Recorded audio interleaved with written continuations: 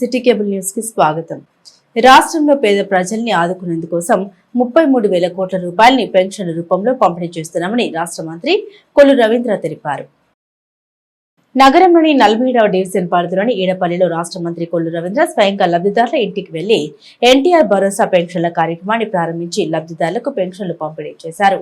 ముఖ్యంగా ఈడపల్లిలోని కిడ్నీ బాధితులు ఉయ్యూరు వీరభద్రరావు ఇంటికి వెళ్లి వారిని పరామర్శించి 30,000 రూపాయల పెన్షన్ ఒకేసారి నగదు రూపంలో ఆయన అందించారు.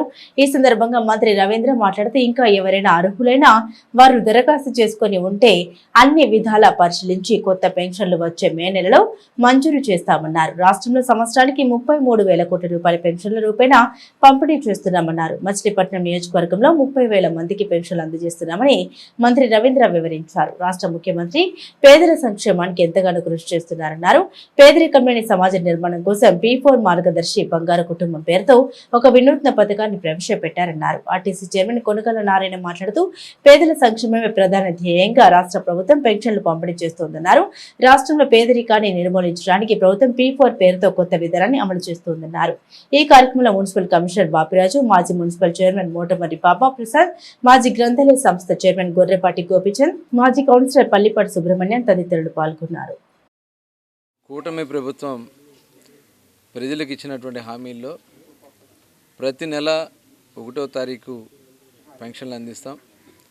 ఆ పెన్షన్లు కూడా 1000 రూపాయలు పెంచి అందిస్తామని చెప్పి మాట ఇచ్చిన దాని ప్రకారం, అలాగే కిడ్నీ బాధితులకు కానీ క్రానికల్ డిసీజ్ ఉన్న వాళ్ళకి 10,000 రూపాయలు ఇస్తామని, వికలాంగులకు 6,000 ఇస్తామని, 100% బెడ్ రిడెన్ అయిపోతే వాళ్ళకి సహాయకులు కూడా ఉండాలి కాబట్టి వాళ్ళకి 15,000 రూపాయలు ఇవ్వడానికి మరి గౌరవ ముఖ్యమంత్రి చంద్రబాబు నాయుడు గారు, అలాగే ఉప ముఖ్యమంత్రి వర్యులు పవన్ కళ్యాణ్ గారు, తెలుగుదేశం ప్రభుత్వం, జనసేన, భారతీయ జనతా పార్టీ అందరూ కలిసి ప్రభుత్వం ఏర్పాటైన తర్వాత జూలై 1వ తారీఖు అంటే ఏప్రిల్, మే, జూన్ కూడా కలిపి జూలై 1వ తారీఖున పెంచిన పెన్షన్ అందించినటువంటి ఘనత ఒక్క ఈ కూటమి ప్రభుత్వానికి దక్కుద్దని చెప్పి తెలియజేస్తా ఉన్నాను.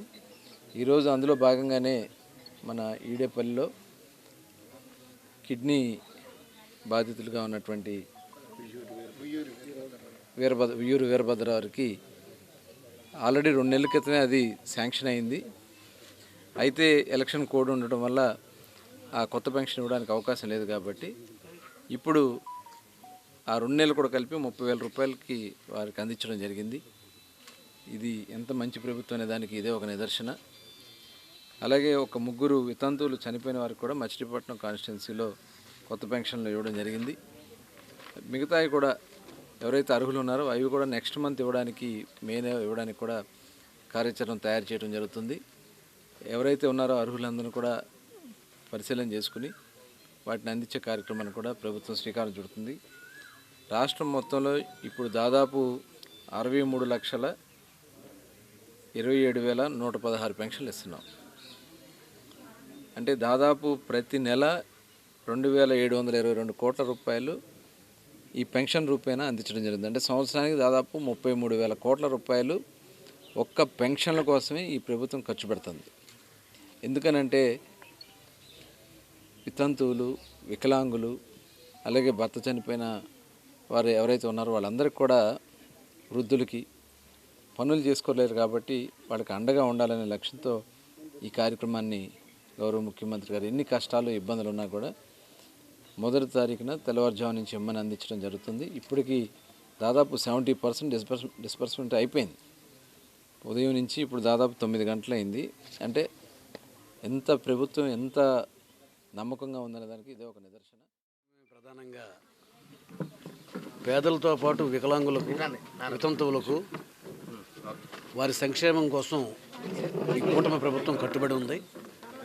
ఇంటికి వచ్చి మరి పెన్షన్ చెల్లించే విధానం మన కూటమి ప్రభుత్వంతో మొదలైంది. అది ఈ పేదరికాన్ని పారదోలటమే ప్రధాన ఏజెండాగా ఈ కూటమి ప్రభుత్వం పనిచేస్తూ ఉంది.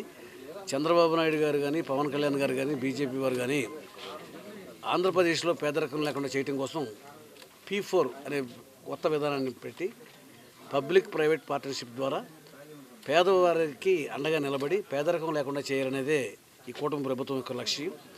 మరి ఎన్నికలకు ముందు ఇచ్చిన హామీలన్నీ కూడా ఒక్కొక్కటిగా తీర్చుకుంటూ ఇవాళ రోజున ప్రజలకు ఇచ్చిన హామీలన్నీ కూడా మన మంత్రి కొల్లు రవీంద్ర గారు, ఆర్టీసీ చైర్మన్ కొనకల నారాయణ గారు సారథ్యంలో ఈరోజు పెన్షన్ల పంపిణీ మరి పెద్ద ఎత్తున నిర్వహించడం జరుగుతుంది. కొత్త పెన్షన్లు కూడా ఈరోజు ఈ వార్డులో 47 వార్డులో 3 శాంక్షన్ అయినాయి. అట్లాగే డయాలసిస్తో ఇబ్బంది పడుతున్న వ్యక్తికి 3 నెలల క్రితం శాంక్షన్ అవుతే ఎన్నికలు కూడా అని చెప్పి అవుతంలో ఈ నెలకు 10,000 రూపాయలు చొప్పున 30,000 రూపాయలు కూడా వారి కుటుంబానికి అందజేయడం జరిగింది. వారి కుటుంబానికి భరోసా కల్పించడం జరిగింది. చంద్రబాబు నాయుడు గారి నాయకత్వంలో, పవన్ కళ్యాణ్ గారి నాయకత్వంలో కూటమి ప్రభుత్వం బీజేపీ తరఫున అందరికీ ప్రతి ఒక్కరికి కూడా ఇల్లు ఇవ్వాలి, ప్రతి ఒక్కరికి కూడా తినడానికి తిండి, కట్టుకోవడానికి బట్ట ఇవ్వాలనే ఉద్దేశంతోనే ఈ కూటమి ప్రభుత్వం పనిచేస్తుంది. చదువుకున్న ప్రతి వ్యక్తికి కూడా ఉద్యోగం అవకాశాలు ఇవ్వాలనే సంకల్పంతో పనిచేస్తున్నారు. రాబోయే రోజుల్లో మచిలీపట్నం పోర్టు వస్తుంది. చాలామందికి యువకులందరికీ కూడా ఉపాధి కల్పించడానికి మన రవీంద్ర గారు, నారాయణరావు గారు, ఎంపీ గారు కూడా ప్రయత్నం చేస్తున్నారు. కాబట్టి మన ప్రభుత్వం దూసుకెళ్తుంది. కాబట్టి మీ అందరూ ఆశీస్సులు ఇవ్వాలని చెప్పి కోరుకుంటున్నాను.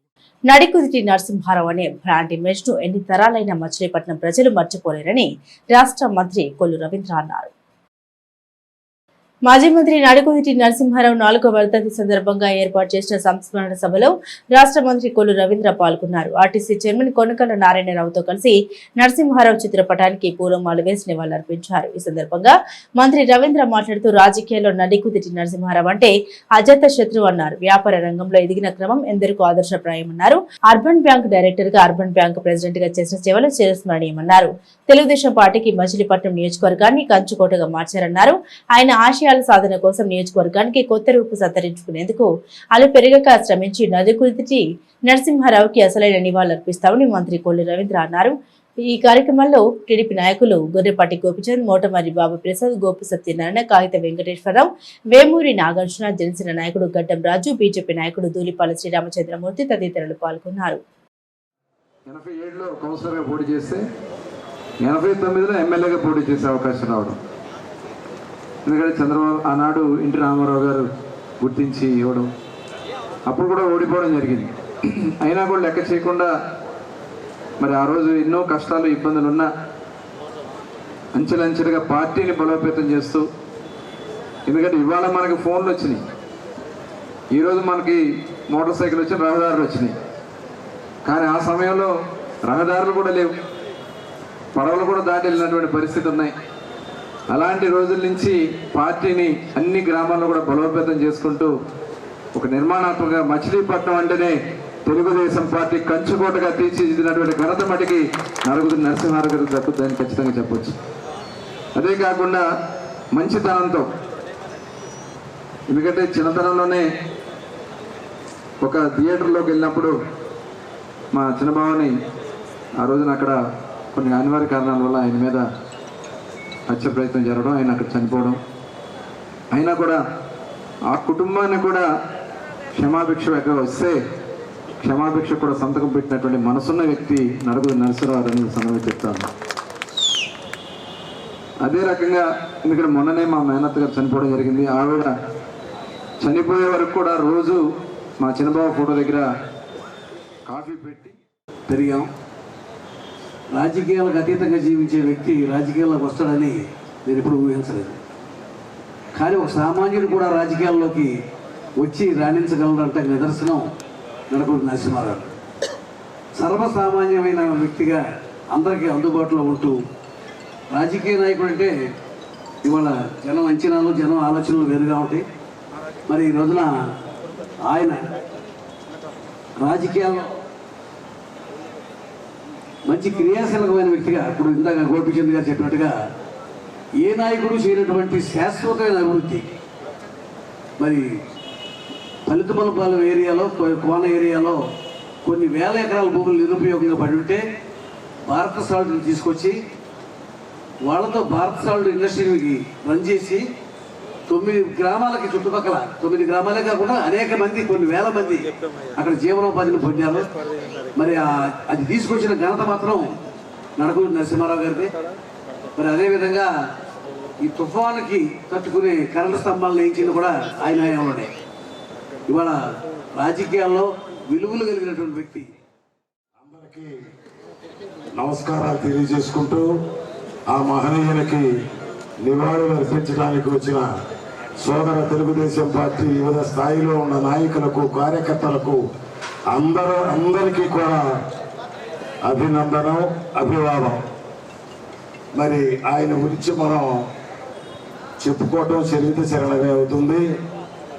బందర రాజకీయాల్లో ఒక నూతన ఒరవడిని సృష్టించిన మహానేత. స్వార్థం అనేది లేక అభివృద్ధి ధ్యేయంగా మరి ఆయన చేసినటువంటి పనులు, ముఖ్యంగా సెంట్రల్ పబ్లిక్ స్కూల్ బైపాస్ రోడ్లో ఉన్నది కేవలం నడగుద్దుటి నరసింహరావు గారి చొరవ వల్ల మాత్రమే అయింది, వేరెవరి వల్ల కూడా కాల. బందర్ నుంచి ఆ సెంటర్ ఎత్తేయడానికి సిద్ధమయ్యారు అప్పటి కేంద్ర ప్రభుత్వం. ఏవిఎస్ రెడ్డి గారు ఉన్నాడప్పుడు. ఆయన ద్వారా పట్టుకుని మరి ఢిల్లీ వెళ్ళి దాన్ని సాధించినటువంటి సాధనకర్త. ఖలీఖాన్పేటలో ఆక్రమణ తొలగిస్తున్న మున్సిపల్ అధికారులను వైసీపీ నాయకులు అడ్డుకున్నారు. ఖలీఖాన్పేటలోని శ్రీదేవి గంగమ్మ ఆలయం ఎదురుగా అనేక సంవత్సరాలుగా నివాసం ఉంటున్న 3 గృహాలను తొలగించేందుకు మున్సిపల్ సిబ్బంది జేసీబీలతో చేరుకున్నారు. అయితే సదరు గృహాలు తొలగించవద్దంటూ గృహ యాజమానులు కోర్టు నుండి ఇంజెక్షన్ ఆర్డర్ తెచ్చుకున్న నేపథ్యంలో వైసీపీ నియోజకవర్గ ఇన్ఛార్జి పేర్ని కిట్టు తదితర పార్టీ నాయకులు పెద్ద సంఖ్యలో అక్కడికి చేరుకుని ఆక్రమణ అడ్డుకున్నారు. ఈ నెల 10వ తేదీ వరకు సదరు గృహాలను తొలగించవద్దంటూ కోర్టు ఇంజెక్షన్ ఆర్డర్ ఇస్తే వాటిని ఏ విధంగా తొలగిస్తారని వారు ప్రశ్నించారు. ఈ క్రమంలో మున్సిపల్ కమిషనర్ బాపిరాజు పెద్ద సంఖ్యలో పోలీసులు అక్కడికి చేరుకున్నారు. మున్సిపల్ అధికారులు వైసీపీ శ్రేణుల మధ్య ఈ సందర్భంగా వాగ్వివాదం చోటు చేసుకుంది. అనంతరం వైసీపీ నియోజకవర్గ ఇన్ఛార్జి పేర్ని కిట్టు మాట్లాడారు. ఆక్రమణ తొలగింపు విషయంలో మున్సిపల్ అధికారులు పక్షపాత ధోరణితో వ్యవహరిస్తున్నారని ఆరోపించారు. కోర్టు ఉత్తర్వులు ఉన్న గృహాలను తొలగించేందుకు ఉద్దేశపూర్వకంగా మున్సిపల్ అధికారులు సిద్ధపడడాన్ని ఆయన తప్పుపట్టారు. ఆక్రమణ తొలగింపు పేరుతో ఇష్టరాజ్యంగా వ్యవహరిస్తుంటే చూస్తూ ఊరుకోమని పేద ప్రజలకు అండగా వైసీపీ ఉంటుందన్నారు. వాళ్ళు ఉంటాకున్నారు, మీకు ఆర్డరే ఉంది, ఆర్డరే ఉంది చూపించండి. రమ్మనండి,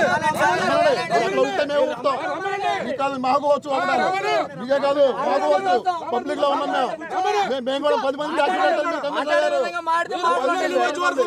బందర్ నియోజకవర్గంలో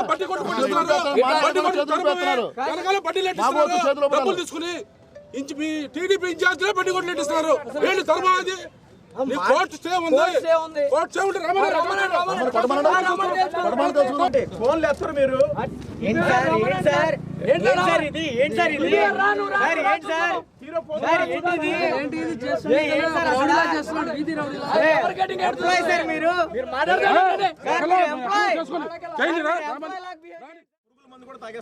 ముగ్గురు కోసం డిస్టర్బ్ చేసేది ఆయనే. తీరు మంచిగా మాట్లాడుంటే బాగుండేది, రూల్ ప్రకారం ఎల్లుంటే బాగుండేది. ఏది లేకుండా మీదకి వస్తానంటే అది కలిపి కంప్లైంట్ కూడా ఇచ్చాం. ఏమంటే పోలీసులు మాకు సపోర్ట్ రాకుండా ఇంజక్షన్ ఆర్డర్ ఉంది అది కోల్చడానికి వీలు లేదనుకుండా మళ్ళీ కమిషనర్ సపోర్ట్ చేస్తున్నారు. అంటే రౌడీజం చేస్తున్నాడా? లేదంటే మున్సిపల్ కమిషనర్ రౌడీజం చేస్తున్నాడా? లాండ్ ఆర్డర్ కి ఇబ్బంది కలిగితే అక్కడ సార్ మీరు ఎక్కడ లాండ్ ఆర్డర్ ఇప్పుడు కాదు సార్, ఇంజక్షన్ ఆర్డర్ కాదు మీరు వచ్చింది లాండ్ ఆర్డర్ ఇష్యూ. మేము గొడవలేం చేయలేదు, మాకు ఇంజక్షన్ ఆర్డర్ ఉంది సార్ అని చెప్పి చూపించాం. కాదు సార్, ఇది లాండ్ ఆర్డర్ ఇష్యూ. మాకు లోకల్ ఇప్పుడు ఎవరు డిస్టర్బ్ చేశారు? పోలీస్ స్టేషన్ కమిషనర్ గారు వచ్చి తీరట్ట మాట్లాడాడు. సిఆర్ దగ్గరికి వెళ్ళాం. కమిషనర్ గారు వచ్చి ఎట్ట లాండ్ ఆర్డర్ ఎవరికి అయిపోయింది? కమిషనర్ గారు వచ్చే వరకు తీరట్లా ఉంది. కోర్టు ఇంజక్షన్ ఆర్డర్ నలుగురికి మంచి చేద్దాం అనే తీరు కంటే ఎవడు బాగున్నాడు చూసి ఆయన కొడదాం అనే తీరు చూసుకుంటా వస్తున్నాం. టౌన్లో ఉన్నవన్నీ లేపుతున్నారు. అసలు శాంక్షన్ లేని డ్రైనేజ్ లేదో కట్టేస్తామని చెప్పి దానికి శాంక్షన్ లేదు, వీళ్ళు పెట్టింది గ్రాంట్ ఏం శాంక్షన్ లేదు. ముందేమో బతికే పేదలను కొడుతున్నారు. ఇప్పుడు ఇంకా ఘోరంగా అసలు సంబంధం లేని 3 కుటుంబాలు, ఒక 50 సంవత్సరాల నుంచి ఉంటున్న 3 కుటుంబాల దగ్గరికి వచ్చి ఒక ఆర్డర్ కాపీ లేదు. వీళ్ళు ఎక్కడ కొడతారన్న భయంతో కోర్టు నుంచి ఆర్డర్ తెచ్చుకుని, ఇదిగోండి మీకు అందరికీ మీడియా వాళ్ళు జూమ్ చేసుకుంటే 10వ తారీఖు వరకు ఈ 3 కుటుంబాలని ఎట్టి పరిస్థితిలో డిస్టర్బ్ చేయొద్దు. నెక్స్ట్ కోర్టు ఆర్డర్ వరకు 10వ తారీఖు వరకు, ఏప్రిల్ 10వ తారీఖు వరకు డిస్టర్బ్ చేయొద్దు అని చెప్తే ఈరోజు కోర్టు ఆర్డర్ కూడా లెక్క చేయని పరిస్థితి. టీపీఓ గారు వచ్చి కొడటానికి మిషన్ తెచ్చే పరిస్థితి. 6 కాడి నుంచి వాళ్ళకి నిద్ర లేకుండా వాళ్ళని ఇబ్బంది పెట్టే పరిస్థితి. ఏంటి టీపీఓ గారు, ఏ రూల్ ప్రకారం ఇక్కడ కోర్టులోనేమో నీకు 10వ తారీఖు దాకా వీళ్ళకి టైం ఇస్తే నువ్వు ఎందుకు కూలుస్తున్నావు అని అడిగితే తెలియదండి, నాకు ఓరల్గా కమిషనర్ గారు ఫోన్ చేసి చెప్పాడు, అందుకే నేను వచ్చేసాను అంటాడు. సరే, కమిషనర్ గారికి ఫోన్ చేస్తుంటే ఒక్కడికి రెస్పాండ్ అవ్వని పరిస్థితి. అక్కడేమో లోకేష్ గారు ప్రగల్భాలు పలుకుతాడు, మాది వాట్సాప్ గవర్నెన్స్, అసలు మీరు ఎక్కడికి రాకల్లా వాట్సాప్లో మెసేజ్ పెట్టండి, మొత్తం గవర్నమెంటే మీ దగ్గరికి వస్తుందంటాడు. కమిషనర్ గారు ఫోన్ ఎత్తని పరిస్థితి. ఫోన్లే వీళ్ళట చేస్తున్నారు, పోలీసులైనా న్యాయం చేస్తారని పోలీసులు ఇదిగోండి మాకు ఆర్డర్ వచ్చింది, ఇదిగో కంప్లైంట్ పెడతామని కంప్లైంట్ తీసుకెళ్తే ఆ కంప్లైంట్ తీసి నువ్వు ఏ పార్టీ అని అడిగి అతను మొహాన్ని కొట్టిన పరిస్థితి. అంటే పోలీసులు కూడా న్యాయం చేయలేకపోతే ఇంకా ప్రజలు ఎవరి దగ్గరికి వెళ్ళాలి?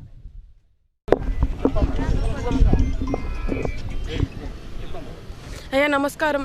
మేము గత 3 తరాలు 1980 నుంచి ఇక్కడే నివసిస్తున్నాము. మా అమ్మ మా నాన్న వాళ్ళ చిన్నప్పటి నుంచి ఇక్కడే ఉంటున్నారు. మాకు వేరే ఆధారం లేదు, ఎలాంటి నోటీసు లేకుండా మా ఇల్లు తీసేయడానికి వచ్చారు. అండ్ జేసీబీ తీసుకొచ్చి భయపడుతున్నారు ఖాళీ చేయమని చెప్పి, ఎలాంటి ఆధారం చూపించట్లేదు. కమిషనర్ గారు కూడా వచ్చి ఎలాంటి పేదవాళ్ళకి ఎలాంటి సపోర్టు లేకుండా ఈరోజు వచ్చి వాళ్ళు పని చేసుకోమని చెప్తున్నారు. న్యాయాలకి ఎలాంటి ఇది లేనట్టు పేదవాళ్ళు ఇంకెలా జీవించాలి? మేము నమ్మి ఓటేసినందుకు మాకు ఎలాంటి న్యాయం జరగట్లేదు ఇక్కడ. దయచేసి న్యాయం చూపించండి. కోర్టు నుంచి కూడా మేము స్టే ఆర్డర్ తెచ్చుకున్నాము, దీనికి కూడా ఎలాంటి రెస్పాన్స్ లేకుండా వాళ్ళు కనీసం ఏ నోటీసు ఇవ్వకుండా వాళ్ళ దారిని వాళ్ళు వచ్చి వాళ్ళ పని వాళ్ళు చేసుకుంటున్నారు. దయచేసి మాకు న్యాయం జరగదు. పొరుగు సేవల సిబ్బందిని ప్రైవేట్ ఏజెన్సీలకు కట్టబెట్టే చర్యలు రాష్ట్ర ప్రభుత్వం వెంటనే విడనాడాలని AP municipal workers and employees union demand చేసింది. ఆబ్కాస్ రద్దు చేసి పొరుగు సేవల సిబ్బందిని ప్రైవేట్ ఏజెన్సీలకు కట్టబెట్టే చర్యలు రాష్ట్ర ప్రభుత్వం వెంటనే విడనాడాలని AP municipal workers and employees union జిల్లా ఉపాధ్యక్షుడు బూర సుబ్రహ్మణ్యం రాష్ట్ర ప్రభుత్వాన్ని డిమాండ్ చేశారు. మున్సిపల్ కార్పొరేషన్ ఆఫీస్ వద్ద AP municipal workers and employees union CITU, AP municipal workers union AITUC ఆధ్వర్యంలో మున్సిపల్ కాంట్రాక్ట్ కార్మికుల్ని ప్రైవేట్ ఏజెన్సీలకు అప్పగించరాదని కోరుతూ ధర్నా నిర్వహించారు. ఈ సందర్భంగా యూనియన్ జిల్లా ఉపాధ్యక్షులు బూర సుబ్రహ్మణ్యం మాట్లాడారు. మున్సిపల్ పారిశుద్ధ్య ఇంజనీరింగ్ కార్మికులను పర్మనెంట్ చేయాలని ఆయన రాష్ట్ర ప్రభుత్వాన్ని డిమాండ్ చేశారు. రాష్ట్రంలోని కూటమి ప్రభుత్వం ఆబ్కాస్ రద్దు చేసి పొరుగు సేవల సిబ్బంది నియామకాలు ప్రైవేట్ ఏజెన్సీలకు అప్పగించాలని తీర్మానించినట్లు బూర తెలిపారు. ఏపీ మున్సిపల్ వర్కర్స్ యూనియన్ పట్టణ నాయకులు ఎర్రంశెట్టి ఈశ్వరరావు మాట్లాడుతూ మున్సిపల్ కార్మికులను ప్రైవేట్ ఏజెన్సీలకు అప్పగిస్తే ఉద్యోగ భద్రత లేకుండా పోతుందని అన్నారు. ఈ కార్యక్రమంలో AP municipal workers and employees union నాయకులు CH Bullemma, T Venkateswararao, P Sanjeevamma, CH Veeramma, Sangamreddy Koteswararao, Y Vijaya, Erramsetti Durgaprasad, AP municipal workers నాయకులు కర్ణాటక దుర్గాప్రసాదరావు, సిరంశెట్టి వెంకటేశ్వరరావు, సిరంశెట్టి శ్రీమన్నారాయణ తదితరులు పాల్గొన్నారు. రాష్ట్ర వ్యాప్తంగా మున్సిపల్ కాంట్రాక్ట్ కార్మికుల సమస్యలు పరిష్కరించాలని అన్ని మున్సిపల్ కార్యాలయాల వద్ద నిరసన కార్యక్రమాలు నిర్వహిస్తూ ఉన్నాం. ప్రధానంగా మొన్నటి వరకు కాంట్రాక్ట్ కార్మికులకు ఆప్కాస్ అనే సంస్థ ద్వారా సక్రమంగా వేతనాలు వచ్చాయి. ఈ ప్రభుత్వం పోయిన నెల 6వ తారీఖున మంత్రిమండలి నిర్ణయంలో భాగంగా మున్సిపల్ ఆప్కాస్ అనే సంస్థని రద్దు చేసి ఆయా డిపార్ట్మెంట్ల ద్వారా ప్రైవేట్ ఏజెన్సీలకు ఇస్తామని నిర్ణయం చేయడం జరిగింది. దాన్ని మేము పేపర్లో కూడా చూడటం జరిగింది. ఈ సందర్భంగా కాస్తా కోస్తూ ప్రతి నెల 1వ తారీఖునే మున్సిపల్ కార్మికులకు వేతనాలు వస్తూ ఉన్నాయి. కానీ లోకల్ ఏజెన్సీలకు ఇచ్చిన తర్వాత అనేక ఇబ్బందులతో గతంలో చూసిన పరిస్థితి. అదే సందర్భంలో ఆప్కాస్ వల్ల మరి ఒక రకంగా సంక్షేమ కార్యక్రమాలు అమలు కాని పరిస్థితి నిజమే. అదే సందర్భంలో ఈరోజు లోకల్ ఏజెన్సీలకు ఇవ్వడం వల్ల అనేక ఇబ్బందులు అవుతూ ఉన్నాయి. 6 నెలలకి 3 నెలలు కూడా గతంలో ఇచ్చిన జీతాలు ఇచ్చిన పరిస్థితి ఉంది. కాబట్టి ప్రభుత్వమే వీళ్ళని శాశ్వతమైన స్వభావం గల పని వాళ్ళు కాబట్టి ప్రభుత్వమే వీళ్ళని రెగ్యులర్ చేసి వారికి వేతనాలు ఇవ్వాలని సిఐడిగా డిమాండ్ చేస్తూ ఉన్నాం. అదేవిధంగా గత కాలం సమ్మె చేసిన సందర్భంలో గత ప్రభుత్వం మున్సిపల్ కాంట్రాక్ట్ కార్మికులు మేము 62 సంవత్సరాలు అమలు చేస్తాం, రాష్ట్రంలో ఉన్న కార్మికులందరికీ 62 సంవత్సరాలు ఉందని చెప్పడం జరిగింది. ఈ ప్రభుత్వం మొన్న 28వ తారీఖున 62 సంవత్సరాలు మున్సిపల్ కాంట్రాక్ట్ కార్మికులకు వర్తించదు, వీళ్ళకి 60 సంవత్సరాలని సాక్షాత్ ఈ ప్రభుత్వం జీవో ఇచ్చింది. కాబట్టి గతంలో ప్రకటించడం జరిగింది. దానికి వ్యతిరేకంగా ఈ ఒక నిరసన కార్యక్రమాలు అనేది ఉభయ సంఘాలుగా నిర్వహించడం జరుగుతుంది. అయితే గతంలో మేము మొదటి నుంచి కూడా అడుగుతున్నాం, మాకు కాంట్రాక్ట్ పద్ధతి వద్దు, పర్మనెంట్ చేయమని చెప్పేసి అడగడం జరిగింది. గత ప్రభుత్వంలో కూడా అడిగాం. అయితే గత ప్రభుత్వంలో ఏం చెప్పారంటే, మేము అధికారంలోకి రాగానే మీకు కనీస వేతనం ఇస్తామని చెప్పి పర్మనెంట్ చేస్తామని చెప్పి గత ప్రభుత్వం మాట ఇచ్చి మాట తప్పిన పోయినాం. అయితే ఇప్పుడు కొత్తగా వచ్చిన ఈ కూటమి ప్రభుత్వం రావడంతోనే ఆప్కాస్ని రద్దు చేస్తున్నామని ఒక ప్రకటన విడుదల చేసింది. అది ఆప్కాస్ వల్ల మాకు ఇబ్బంది లేకపోయినా కార్మికులు 1 నుంచి 5వ తారీఖు లోపు జీతాలు తీసుకుంటున్నారనే ఒక ధైర్యం ఉండేది. అయితే దాన్ని కూడా తీసేసి ప్రైవేట్ ఏజెన్సీలకు అప్పచెప్తామని ఒక ప్రకటన చేయటం మూలాన కార్మికుల్లో ఒక తెలియని భయాందోళనకు గురవుతున్నారు. ఎందుకంటే గతంలో ఈ ప్రైవేట్ ఏజెన్సీల వల్ల కార్మికులు రకరకాల ఇబ్బందులు పడ్డారు. ఎందుకంటే ప్రైవేట్ కాంట్రాక్టర్లు వచ్చి నెల నెల డబ్బులు వసూలు చేయటం, వాళ్ళకి ఇష్టం వచ్చిన వాళ్ళని వేసుకోవటం, నువ్వు డ్యూటీకి సరిగ్గా రావట్లేదని తొలగించటాలు, రకరకాల వేధింపులకు గురయ్యి కొంతమంది ఉద్యోగాలు పోగొట్టుకున్న ఘటనలు కూడా చోటు చేసుకున్నాయి. దాని గురించే ఏంటంటే మేమందరం కూడా మాకు రాష్ట్ర వ్యాప్తంగా కూడా మున్సిపల్ కార్మికులందరినీ కూడా పర్మనెంట్ చేయాలని చెప్పేసి ఈ ఒక మున్సిపల్ కాంట్రాక్టు ఉద్యోగులు సమస్యలు ఆ ప్రభుత్వానికి ఈ ప్రభుత్వానికి చాలా తేడా కనబడుతుంది. మరి వాళ్ళేం ఒక రకంగా చెప్పి వాళ్ళు వెళ్ళిపోయారు. మాకు కాంట్రాక్ట్ కార్మికులకి ఏ ప్రభుత్వం వచ్చినా కానీ న్యాయం అనేది జరుగుతలేదు. కనుక ఈ రోజున మనం ఈ యొక్క ధర్నా కార్యక్రమానికి ఈ యొక్క కాంట్రాక్ట్ పద్ధతి మేము ఒప్పుకుంటలేదు. రాష్ట్ర నాయకత్వం కూడా దీన్ని మొన్నే వ్యతిరేకించారు ఈ జీవో చూసి. కనుక ఈ కాంట్రాక్ట్ పద్ధతిని మాకొద్దు, మాకు మున్సిపాలిటీయే భరించాలి, మా కార్మికుల్ని మున్సిపాలిటీయే జీతాలు ఇవ్వాలి, మున్సిపాలిటీయే మాకు ఇవ్వాల్సిన వనరులన్నీ కూడా మాకు రావాల్సిన చెప్పులు, కొబ్బరి నూనెలు, సబ్బులు, ఈనోఫరం అన్నీ కూడా జీతాలతో సహా 1వ తారీఖున మాకు అప్పచెప్పాలని చెప్పి మీ యొక్క సిఐటిగా ఏఐటీసీగా మీకు మనవి చేస్తున్నాం. కనబట్టి ఇది గవర్నమెంటు ఈ యొక్క జీవోని వెనక్కి రద్దు చేసుకొని మా సమస్యని కూటమి ప్రభుత్వ వేధింపులకు భయపడతే లేదు అని, ఎన్ని వేధింపులకు గురి చేసినా జగన్మోహన్ రెడ్డిని వీడేది లేదని మాజీ మంత్రి పేర్ని నాని స్పష్టం చేశారు. రేషన్ బియ్యం కేసులో పేర్ని నాని సతీమణి పేర్ని జయసుధ బెయిల్ రద్దుపై హైకోర్టులో విచారణకు పేర్ని జయసుధ తరపు న్యాయవాదులు కౌంటర్ దాఖలు చేసిన నేపథ్యంలో మాజీ మంత్రి పేర్ని నాని నివాసంలో మీడియాతో మాట్లాడారు. సివిల్ సప్లై శాఖ ఏర్పాటైన నాటి నుండి నేటి వరకు ఇలాంటి కేసులో ఇంతకు ముందు కానీ ఇప్పటి వరకు కానీ క్రిమినల్ కేసు నమోదు చేసిన దాఖలాలు లేవని పేర్కొన్నారు. తమ గోడౌన్లో రేషన్ బియ్యం నిల్వలకు సంబంధించి తగిన నిల్వలకు గాను రెట్టింపు సొమ్ము జమ చేస్తామన్న తమ కుటుంబంపై క్రిమినల్ కేసులతో వేధించడం ఏమిటని ఆయన ప్రశ్నించారు. స్వయంగా సివిల్ సప్లై మంత్రి వెళ్లి షిప్ల కొద్ది రేషన్ బియ్యం పట్టుకున్న వారిపై కూడా క్రిమినల్ కేసులు పెట్టలేదని పేర్ని నాని పేర్కొన్నారు. సీజ్ ద షిప్ అన్న కేసులో సైతం క్రిమినల్ కేసులు లేవని 6 క్లాజ్ ఏ కేసులు మాత్రమే కానీ కక్ష సాధింపులో భాగంగా మాపై పెట్టిన ఈ కేసు క్రిమినల్ కేసుగా వర్తించదని ఆయన అన్నారు. మచిలీపట్నం శాసనసభ్యుడు అట్లాగే రాష్ట్రానికి మంత్రిగా ఉన్నటువంటి కొల్లు రవీంద్ర కానీ లేదా కూటమి ప్రభుత్వం కానీ వీళ్ళందరూ కూడా అంటే ప్రజలకైనా మేలు చేయండి అంటే మేలు చేయాల్సింది పోయి వాటి మీద ఏమాత్రం దృష్టి పెట్టకుండా రోజు వ్యవస్థ మొత్తాన్ని ప్రజల ఓటు ద్వారా వాళ్ళకు వచ్చిన అధికారాన్ని కానీ వ్యవస్థను కానీ వేధింపులు తప్పితే ఇంకొక దానికి ప్రజల కోసం వేసమెత్తు కూడా వీళ్ళు వాడకుండా దానిలో భాగంగానే మీరు అడిగినట్టుగా ఈరోజు మాకే పాపం తెలియదని తెలిసి కూడా మేమేం పాపం చేయలేదని చెప్పని పోలీసు వ్యవస్థ అందరికీ కూడా తెలిసి కూడా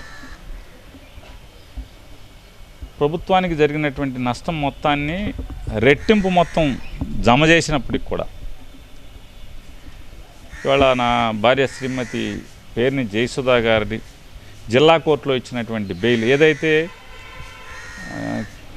7 సంవత్సరాల పైబడి ఒక సెక్షన్ పెట్టి అరెస్ట్ చేయాలని చూశారో ఆ సెక్షన్ అసలు చెల్లదు, వర్తించదు వీరికి అని చెప్పని జిల్లా కోర్టులో తీర్పు ఇచ్చినప్పటికి కూడా మళ్ళీ హైకోర్టులో బెయిల్ క్యాన్సిల్ చేయమని మూవ్ చేసి వాళ్ళ కేసుకు కోర్టుకు వచ్చింది. ఈ కేసు ఏంటంటే అంటే ప్రభుత్వంలో అందరూ కానీ లేదా అధికారులు కానీ ఆశ్చర్యపోయేది, కానీ మీడియా ద్వారా ప్రజలకు కూడా నేను వాళ్ళని ప్రశ్నిస్తున్నాను.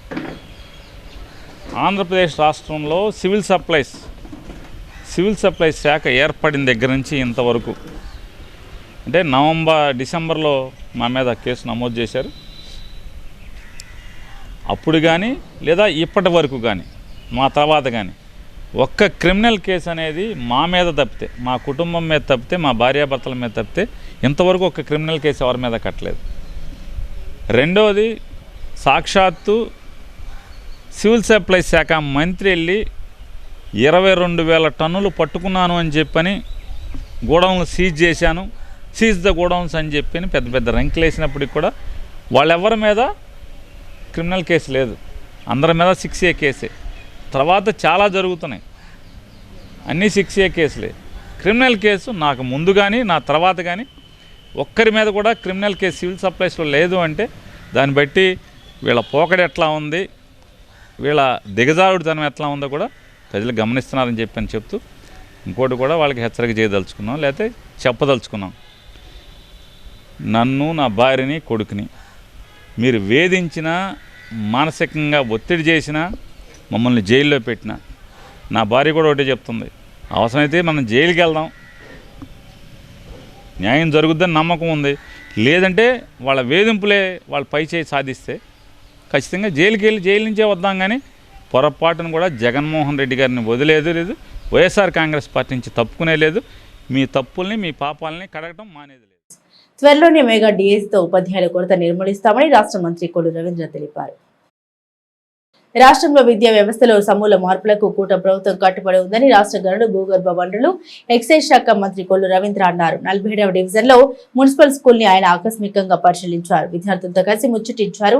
స్కూల్లో ఉన్న సదుపాయాలు, మిడ్ డే మీల్స్ గురించి అడిగి తెలుసుకున్నారు. విద్యార్థులతో కలిసి కాసేపు సరదాగా సమయం గడిపారు. అనంతరం మీడియాతో మాట్లాడారు. రాష్ట్ర విద్యా వ్యవస్థలో మార్పులు తెచ్చే దిశగా కూటమి ప్రభుత్వం అడుగులు వేస్తుంది. నో బ్యాగ్ డే ప్రకటించి ప్రతి శనివారం కూడా మోరల్ ఎడ్యుకేషన్, క్రాఫ్ట్ ఎడ్యుకేషన్ లాంటి వినూత్న విధానాలకు శ్రీకారం చుట్టామన్నారు. గత 5 సంవత్సరాల పాటు రాష్ట్ర విద్యా వ్యవస్థను జీవో నంబర్ 117తో నాశనం చేశారన్నారు. విద్యార్థుల సంఖ్యకు అనుగుణంగా ఉపాధ్యాయులు ఉండాలనే లక్ష్యంతో 16,800 ఉపాధ్యాయ నియామకాలకు నోటిఫికేషన్ ఇచ్చాం. వచ్చే విద్యా సంవత్సరంతోనే ఉపాధ్యాయ నియామకాలు పూర్తి చేస్తాం. అదే సమయంలో తల్లికి వందనం పథకం ద్వారా విద్యార్థులకు ఆర్థిక సహాయం అందించే చర్యలకు శ్రీకారం చుట్టాం. విద్యారంగంలో మచిలీపట్నానికి ఉన్న గుర్తింపును పునరుద్ధరిద్దామని మంత్రి కొల్లు రవీంద్ర పిలుపునిచ్చారు. అవన్నీ కూడా దృష్టిలో పెట్టుకుని ఏదైతే జీవో నెంబర్ 117కి సంబంధించి కొన్ని స్కూల్స్ను మెర్జింగ్ చేయడానికి గత ప్రభుత్వం నిర్ణయాలని లోకేష్ గారు చాలా క్లోజ్గా పర్యవేక్షిస్తూ ఉన్నారు.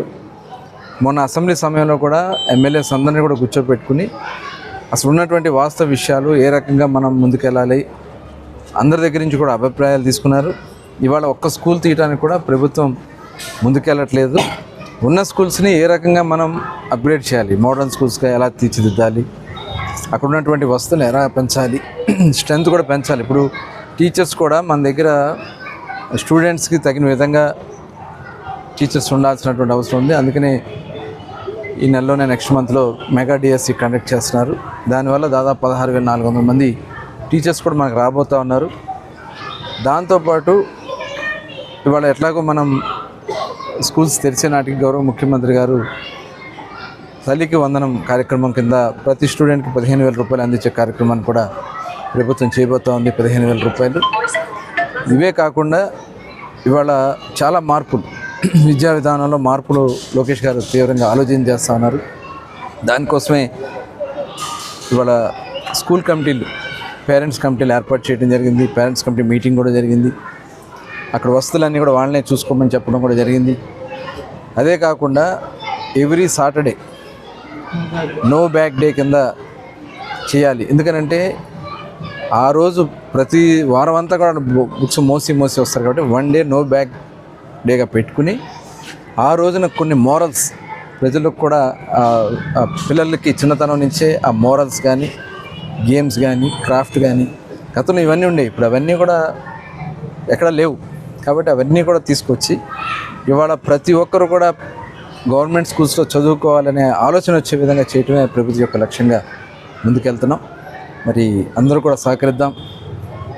విలేజెస్లో కూడా పెద్దలందరూ కూడా కూర్చుని ఆ స్కూల్స్లో స్ట్రెంత్ పెంచడానికి, ఆ టీచర్స్ని ఎప్పటికప్పుడు మానిటర్ చేసుకుని ముందుకెళ్ళడానికి, కార్యాచరణ చేసుకోవడానికి అందరూ కూడా ముందుకు రావాలని చెప్పి కోరుకుంటూ, ఇంత చక్కటి కార్యక్రమాలు చేస్తున్న గౌరవ ముఖ్యమంత్రి వర్యులు చంద్రబాబు నాయుడు గారికి, అలాగే విద్యాశాఖ మంత్రివర్యులు మరి నారా లోకేష్ గారికి కూడా ప్రత్యేక ధన్యవాదాలు తెలియజేస్తాను. చిలకలు విద్యార్థుల సంఖ్య పెరిగిపోయింది. అవును, ఎందుకంటే అక్కడ ఉన్నటువంటి ఫెసిలిటీస్ వల్ల కానీ అక్కడ వస్తున్నటువంటి మార్క్స్ వల్ల కూడా నేను చూశాను. చిలకలపూడి పాండురంగ స్కూల్లో దాదాపు 500 మార్క్స్ వచ్చిన వాళ్ళు చాలామంది ఉంటున్నారు. సిటీ కేబుల్ న్యూస్ సమాప్తం.